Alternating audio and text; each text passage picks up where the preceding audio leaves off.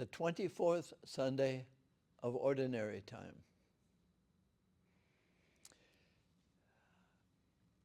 I highly recommend the reading of the second reading of the liturgy from the Epistle of James, and because it has something in common with the Gospel. And it has something in common with something that, at least in the United States, we experienced a very dramatic event, the presidential election debate. And there's a debate in the second reading and a debate in the Gospel today. But in the Gospel, we have Jesus and Peter. And Peter is saying, what you just said, we've got to change. You say that we have to pick up our cross and you have to lose our lives, and I don't like that. And Jesus says, on his side of the debate, Peter, you are thinking like human beings think, not like God. And that was the end of the debate. And in the Epistle of James, we have a person saying, well, if I have faith, that's enough. And the other person says, well, you're going to have works. So it goes back and forth. And, you can say, I have faith, and then somebody who's hungry, you say, well, go in peace and find something to eat. Faith and works go together. And then in the political debate we had last Tuesday, two different views, two different arguings, two different visions of what kingdom is, or what prosperity is, or what justice is. Two different views. And one arguing for his or her kingdom, the other arguing for his or her kingdom. And we go back to the gospel. What does it mean to lose your life and gain it, or gain your life and lose it? And the debate starts with, who are people saying I am? Which is what the politicians are wondering. What are people saying after the debate, before the debate? Was anybody changed by the debate? It's a good question. And the apostles, they say, well, some people are saying this, some people are saying that. And Jesus is not taking a poll. He's saying eventually, well, who do you say I am? And they say, well, some say this, some say this, but we say you are the Christ. And we want to be with you. And Jesus said, well, you want to be with me? You want to be on my side of the debate? It's going to cost you. It's going to look like you lost the election. Because the Son of Man is going to lose a choice, an election, by his being faithful to his message, to his side of the debate. So what's the debate about between Jesus and Peter, between Jesus and the apostles, between Jesus and ourselves?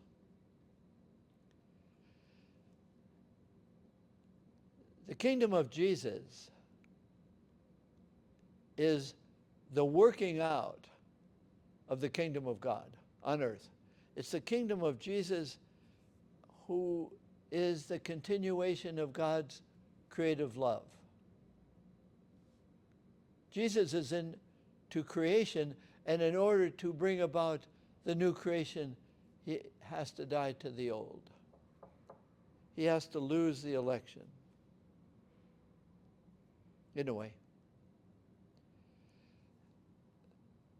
How do we enter into this kingdom of Christ?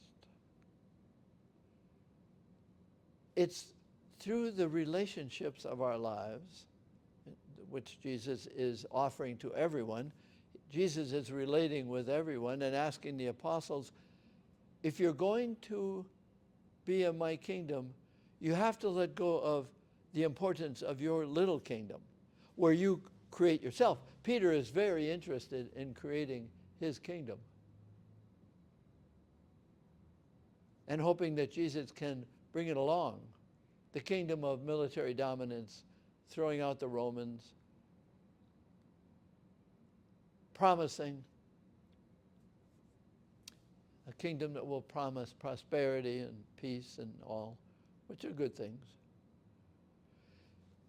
But what Jesus is asking is to lose your sense of your kingdom, which is called your life.